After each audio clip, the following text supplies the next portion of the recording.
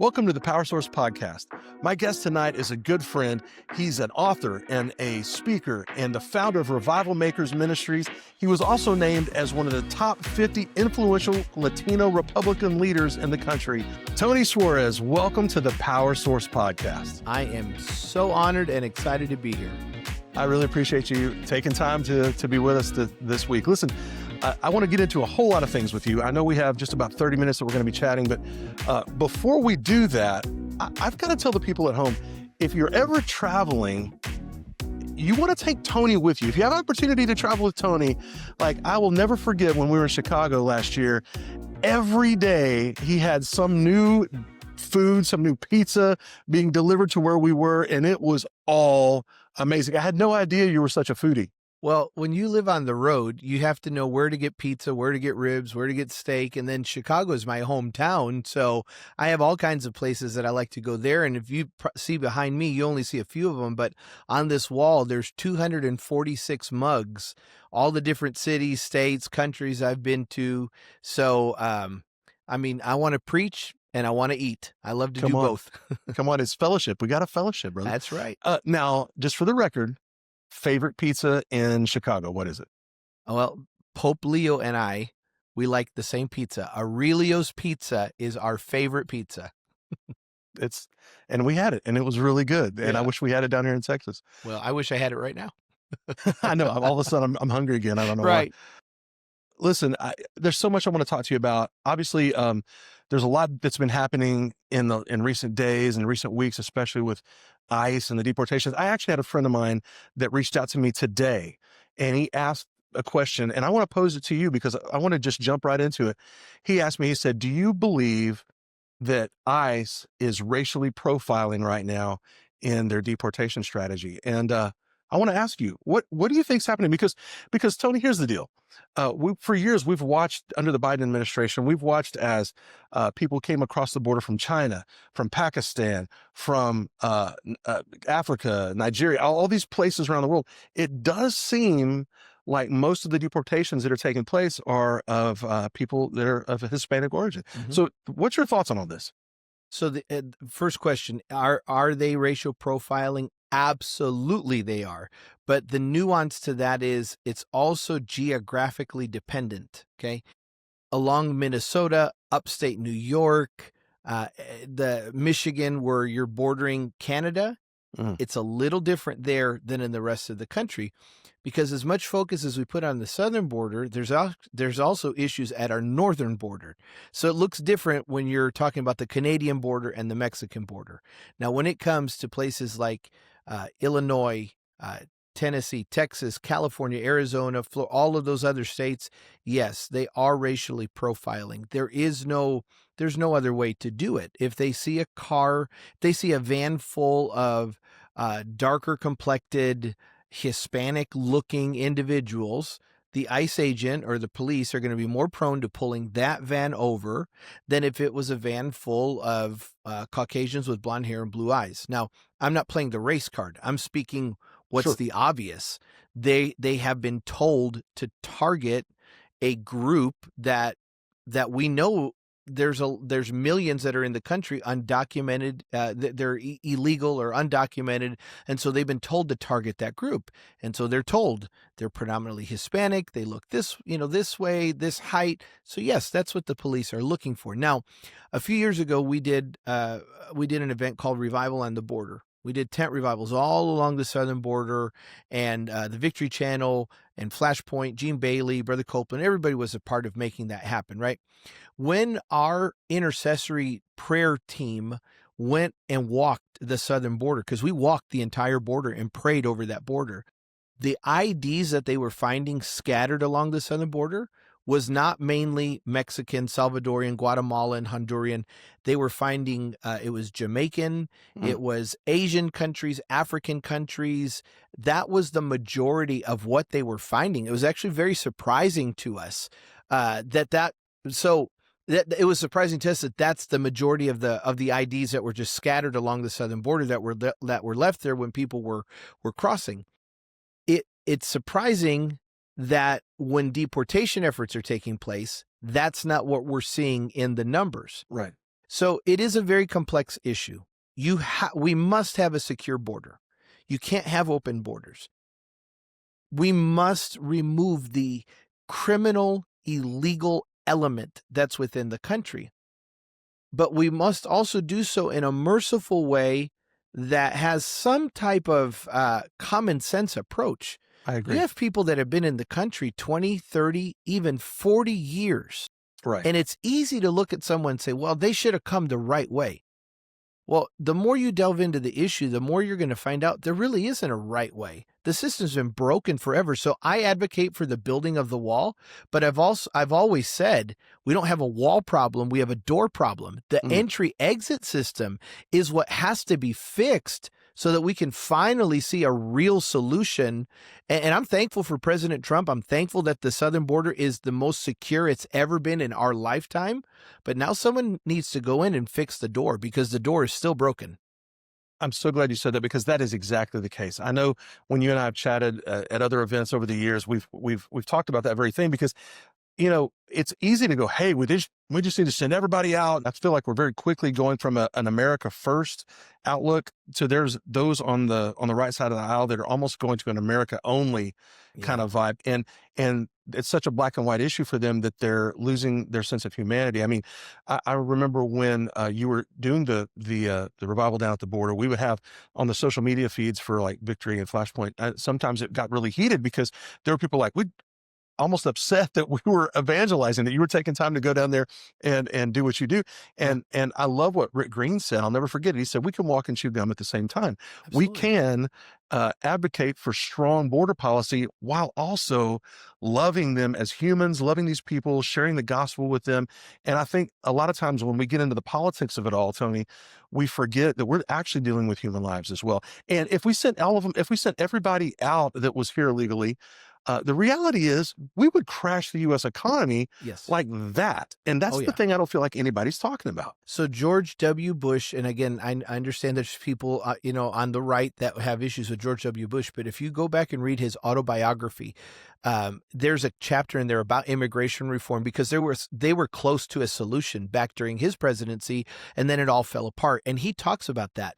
He took a stronger approach and said, well, then we're going to deport this, the element that's in the country. And the courts stopped it. They said, if you do this, you will crash the economy. Again, now this might not be PC to some people, but let's just call it what it is. You deport 15 million Hispanics, then who's doing construction?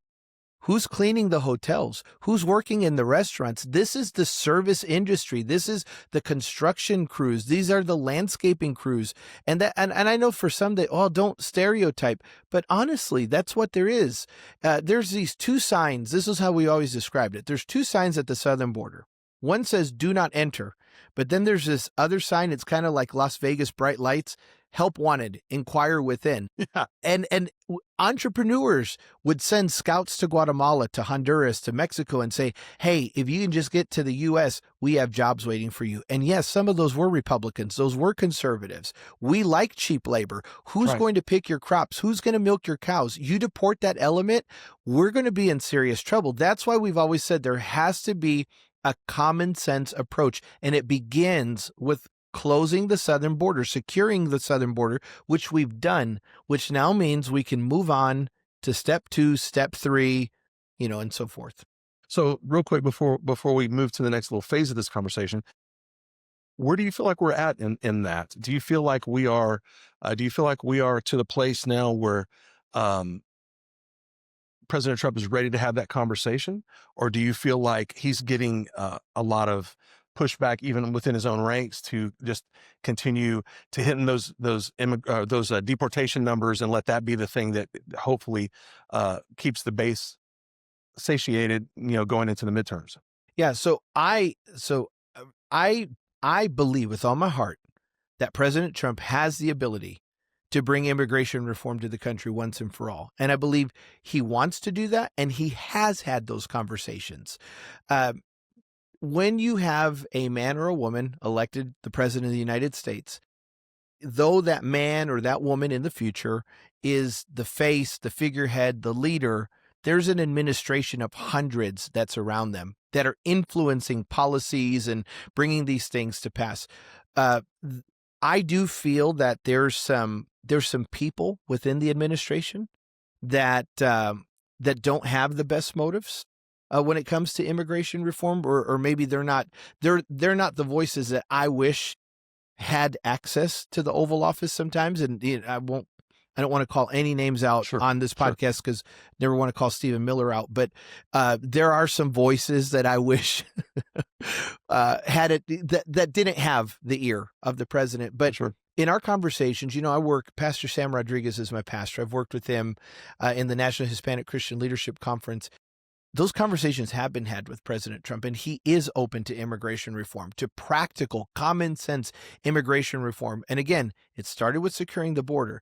Now we have to deport the criminal element. The criminal element that's in the country isn't church-going people. It's not the service industry that's here living a humble life, making, they're making a living, they're protecting their family. And I also want to debunk the stereotype that everyone that's here illegal is not paying their taxes and they're not paying their bills Sure. and they're just taking advantage of the system. That's not true. That's true for some. That's not true for all. There are people here, there's the term called entrapment. There's people here that are trapped in the system. They came here a certain way, legal proceedings or COVID happens or elections happen or stolen elections take place, and then they're trapped in the system and they're told by their immigration attorneys, you're already here, don't leave, because if you leave, it'll slow down the process. So they're trapped in legal limbo.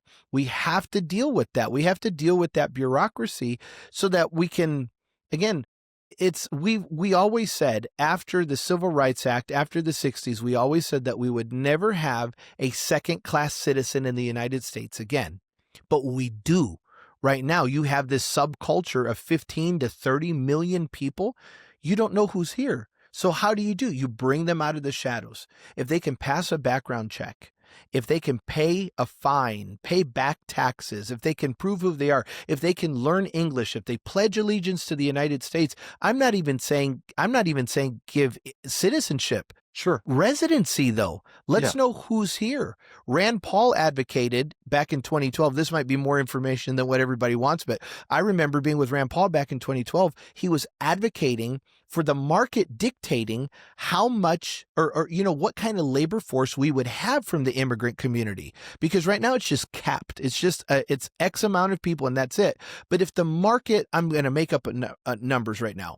If the market says we need 1 million workers, then let 1 million workers in, because not all of them want to stay. If the door was fixed and they could come in and out, then they'll come in, make money, pay taxes, and they'll go home and they'll help their families. But then on the years when the market doesn't need 1 million, it needs 200,000, 300,000, then Sure. let the market dictate that, and we'll see a freer flow, a more regulated flow of immigrant workers as needed. So again, there's a lot of complexities to the issue, but I do believe that if there was anyone that could finally solve the problem, I really do believe it's President Trump, because he understands that. Before he was president, he was a businessman. He Sure. understands the issues. And I'm really hoping that midterm elections and then the following presidential elections doesn't do what it normally does to policy, and that's slow it down, because our members of the House and Senate get very cowardly. They don't want to lose an election. Everyone's Sure. vying for their reelection, and so they'll never take on tough policies in an election cycle. And that's the thing that's always frustrated me of both Republicans and Democrats. You'll campaign on something and then you get elected and say, well, I can't touch it because the next cycle of elections is coming on. And we the people, we have to hold these men and women accountable and say, you need to go there and actually do the job Right. that you said you're going to do. I totally agree. And, you mentioned elections a couple times, and that's where I want to go next, because again, there is the, foundational issue here that immigration reform is desperately needed. The system has been broken for many years. It's not something that happened just yesterday. It happened years ago, and it's been broken and it's been exploited in many ways. But there's also the politics of all this. We know that in 2024, President Trump had record number of Hispanics vote for him. Huge numbers. And if I'm honest, my concern is that this coalition that he put together is in jeopardy because of some of the things we're talking about. What do you think?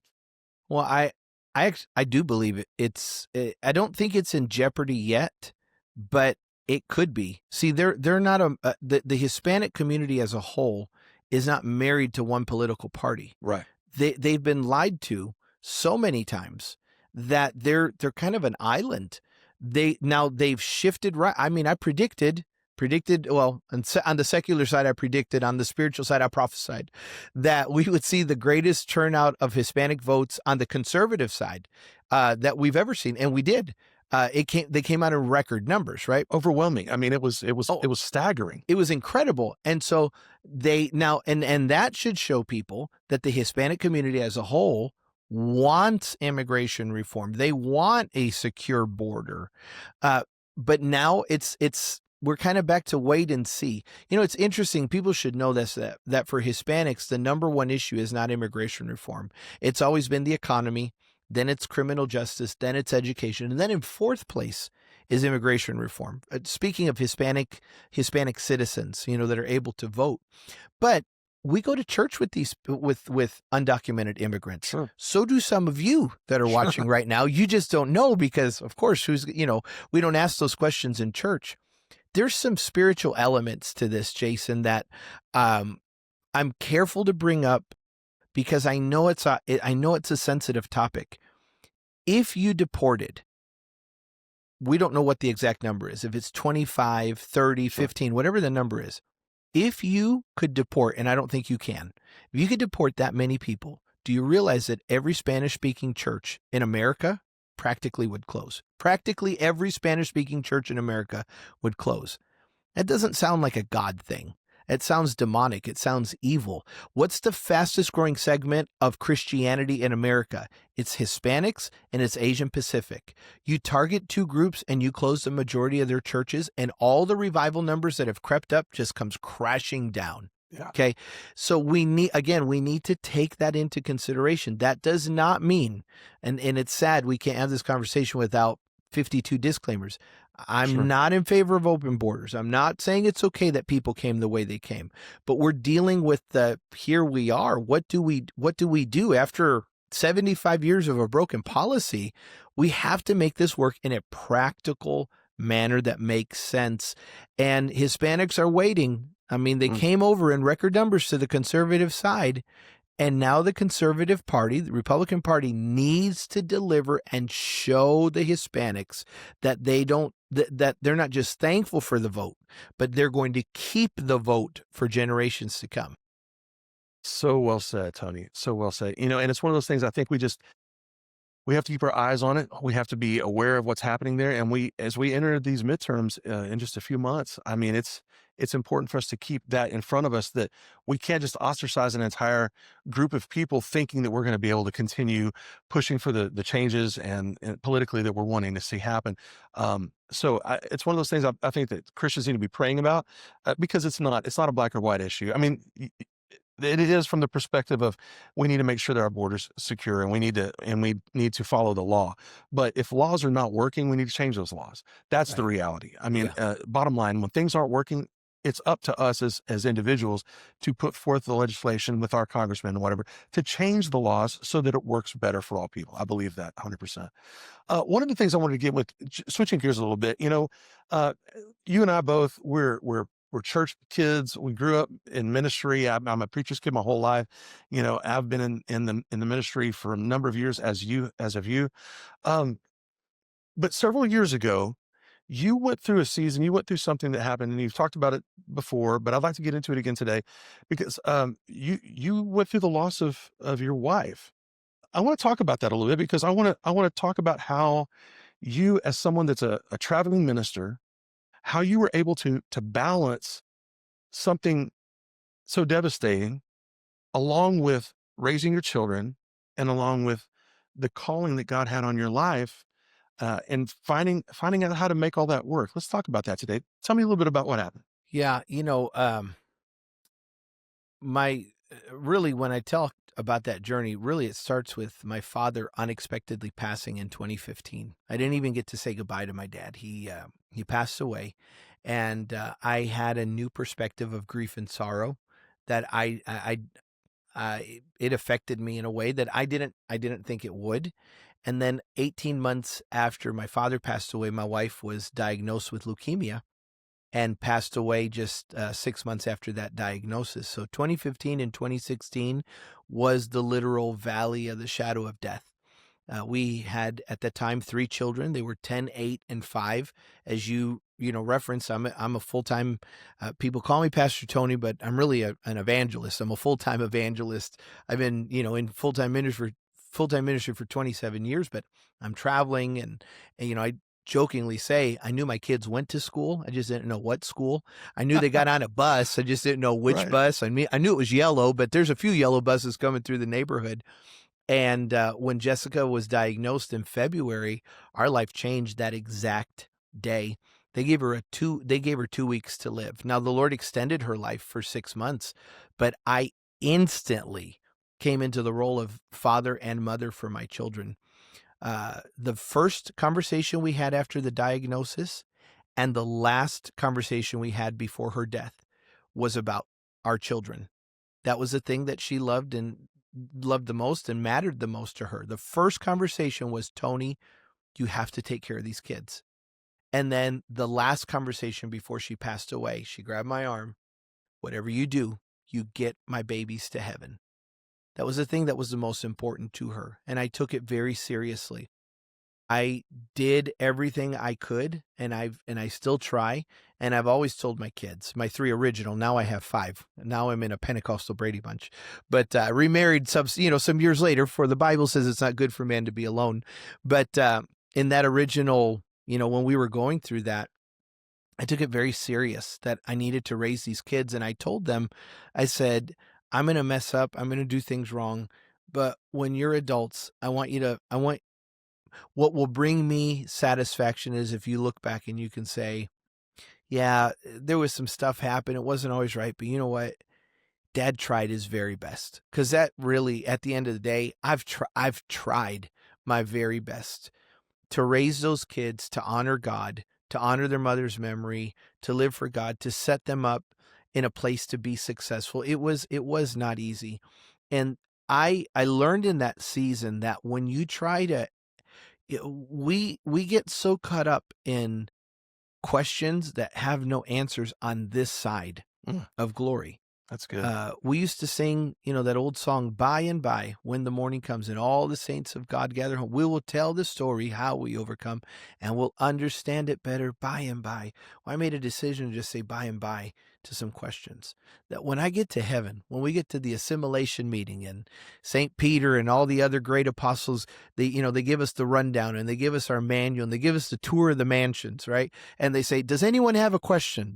Then I would like someone to explain 2015 and 16 to me. Right. But I have a hunch that when we get there and we ask those questions, all of a sudden they're going to wipe away the tears and it just won't matter.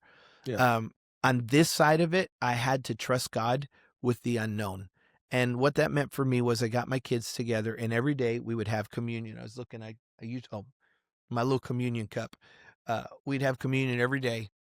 And every day we'd pray a simple prayer. God, I don't understand you, but I trust you. That's what we prayed that every single day. I wasn't going to lie to my kids. I wasn't going to sugarcoat it. I wasn't going to, sometimes we say well-meaning things that make no sense. Well, the Lord just needed another voice in his Sure. choir. Sure. That didn't help my kids. They're like, well, yeah, well, I needed a mom to bake me cookies and take me to school and be at my t-ball game. And I just said, God, I don't understand, but I trust you. And that prayer, that faith is how we made it through. And my kid, it's now been 9 years since she passed away. And there have been tearful nights. There's been, even in recent weeks and months, I have a daughter that graduated from high school, and that was emotional, that her mother Yeah. wasn't at her graduation. Sure. My Absolutely. youngest has now been alive as long without her as he was with her. That was emotional. My oldest is now 20 and he's starting to talk about, the future and marriage and, mom's not at the wedding and that's emotional. So it's but God's helped us, and I haven't done the travel thing right all the time. But this I tell you, I've never missed an anniversary. I've never missed a birthday. I'm not gonna miss those things. I'm home for the important days, the holidays, Mother's Day, Father's Day. I'm here. I'm always with my kids. And sometimes I travel too much. This year I've traveled too much. 26 in 2026 I have to travel smarter. Is that's a fancy way of saying I need to travel less. But I did remarry some years later, and God brought Gina into my life, an incredible woman. And Gina lost her first husband to cancer. Wow. Her kids were 5 and 1 when Corey passed away. And then God brought us together. Rod Parsley had prophesied over me and told me that God was gonna give me back 7 times what I lost. He said seven. He kept referencing, 7 times, 7 times, seven. Get ready for seven. Well, there's Tony, Cole, Michael, Zachary, and I wasn't going to have more babies in the name of Jesus. So I'm saying, I'm like, okay, how do we get from 4 to 7? Are we about to get, puppies or what? And then God sent Gina, Mylan, and Macy, Come on, seven man. broken people, and made us one whole, healthy, complete family. And I'm forever thankful, and one day, if Gina was here, she'd say, there's a lot more to that story, because that next chapter of blending a family, Yeah. mercy in the Oh, morning. man. There's Yeah. no book for that. There's no science for that. But more than ever before, there's so many blended families that need to know that the struggle is real and the struggle is okay. And the only thing that makes the only thing that will make it work is time, patience, and willingness. And I stand, on this side of it now, being married to Gina for 7 years, to tell you this has felt more like a family than it ever has. And that really goes to her, to Gina, and the intentionality of everyone in the house to say, we're going to be a family. And Yeah. I'm so thankful for God's mercy to help us through that season. And it does take intentionality. One of the things that I so appreciate about your story is, again, being a preacher's kid myself, I've seen so many pastors over the years that, for lack of a better word, have sacrificed their kids on the altar of ministry. Like they were so into the calling that God put on their life that they neglected their families. And I've seen the carnage that can take place from that, even just in a normal setting. You had some of the most difficult circumstances that you walked through, and yet you made the choice to find that balance and to make sure that your kids knew that while there was a call in your life, Tony, they were the most important thing in your life. And listen, I honor you for that, man. I think that is something that should be shouted from the rooftops, because sadly, in ministry, you know what I'm talking about. I mean, there's many times that you see pastors, and they're all about their ministry, but their kids are over here just screaming and crying for help. And I just appreciate the fact that you have been so attuned. Every time I've been around you, when your kids have been around, you have been so attuned to them as well. And I think that's something that's really, really, really cool. They really are my life. And I don't have it on right now, but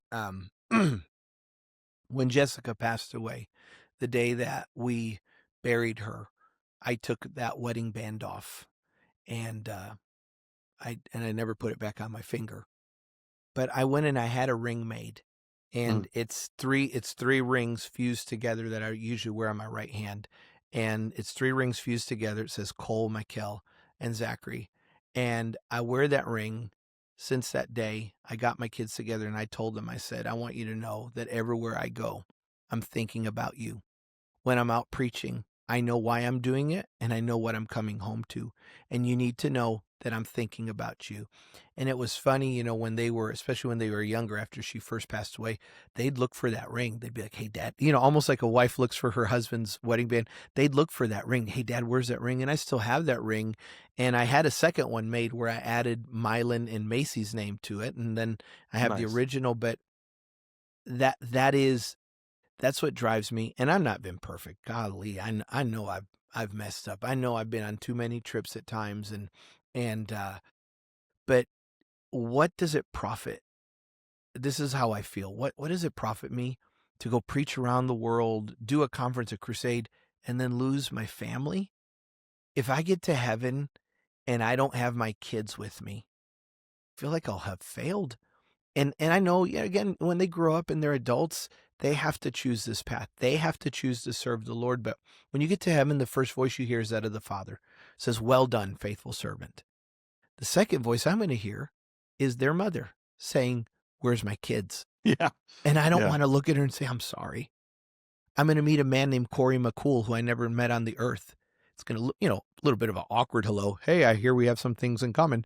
And then, I don't know. Do we fist bump, bro hug? I don't know what we do in that moment. It's going to be a little awkward, but when we get past the awkwardness, Corey's going to say, Hey, just take him some pizza, bro. Just yeah, take him I'll some be like, pizza. "Hey, social distance," right? But Corey's going to say, "Tony, I haven't seen Macy since she was 1. I haven't seen Mylan since he was 5.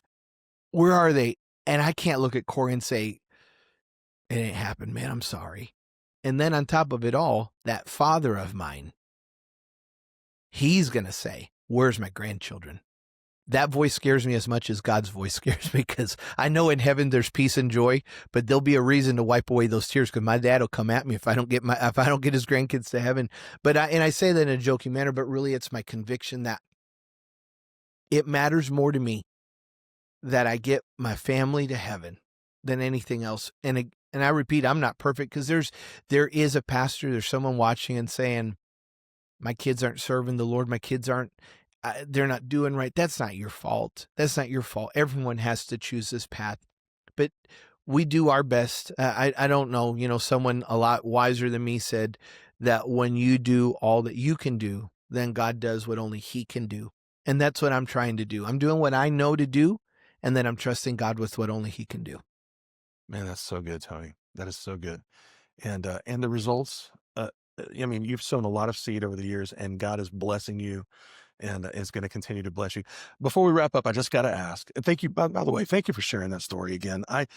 We've talked about it before, but I love hearing that. And I believe that there's someone out there today that's actually needing to hear exactly the things that you were just sharing. And I appreciate your transparency, to just lay it all out there, man, because we're all on this journey together, right? Yeah. We're just different places.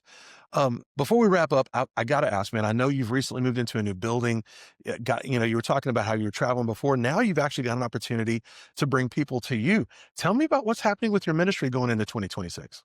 Well, there's some interesting things I haven't even told you yet, because it's like just brewing even in the last 72 hours. All right, let's do it.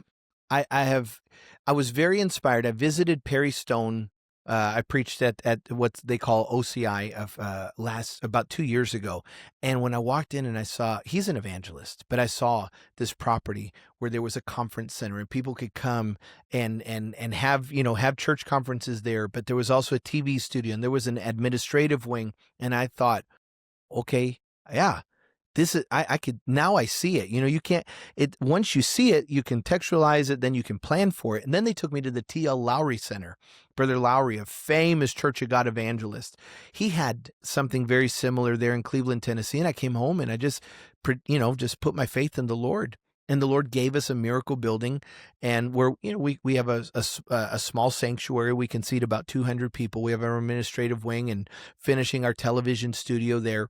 And so now we're able to have conferences there. We're able to have seminars. We just had our very first Revival Makers conference and had people come from around the country, and I'm very thankful for that. And the new element, and soon to be announced here in the next 30 days, is that there are some ministers that have come under our covering, and we're launching Revival Maker churches. And there's 2 upcoming announcements. One, I don't want to say where, but it's on the West Coast that's coming. And then there's another one. And so, I felt like God was bringing a church element to our ministry, but I'm not ready to come off the road. I know I'm called to be an evangelist. And so I've been trying to discern what that looked like. Well, don't you know it's just the way it is, that when you try to figure God out, you get more frustrated. Sometimes you just need to stand still and let the Lord say, he'll give you the answers. Sure. Well, the Lord has just made this so plain, so clear. And so I'm excited. I'm for this new season that I believe we're going to travel smarter. And for me, one of those things means focusing on certain regions where I'll be at a certain place once a quarter. So again, I'm excited to see what that all looks like. the Lord, some people get a vision that the Lord told me what's happening over the next 12 years. That's never been my relationship with the Lord. He likes to keep me guessing. So Yeah, just dangle a little bit, just all you can handle. When you get there, he shows you a little bit more. amen. Exactly. I can relate yeah. to that. Well, congratulations, man. That sounds very apostolic, actually. Amen. Well, Come thank on. you. I love that. Let's just believe that that's going to continue to grow.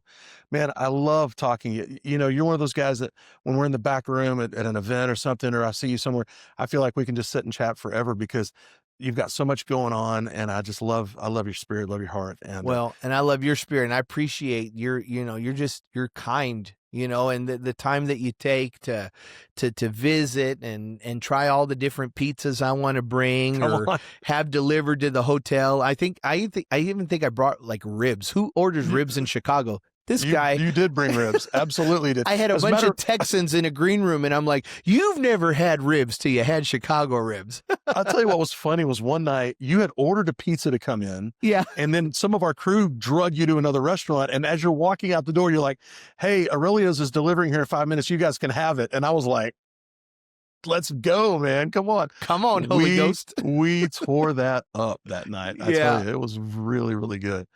But listen, man, so tell everybody how they can follow you and all your social channels and everything else, how they can find out what's happening with your ministry. Well, I appreciate that. You can find us on Facebook, Instagram, YouTube, and it's Pastor Tony Suarez. We're on X, and that is Rev Tony Suarez. And then if you want to visit the website, you can go to www.tonysuarez.com or revivalmakers.com. And I hope that you'll come visit us in the Smoky Mountains and see what the Lord's doing in East Tennessee. Hey, man, that's awesome. Listen, Tony, thank you so much for being with us today. Listen, for those that are out there watching, like this, share this, tell people about this podcast, tell them about this interview and the stuff that Tony shared today, because I'm telling you, God's going to use it to impact their lives. Tony, thank you so much for being a part of the Power Source podcast. Thank you.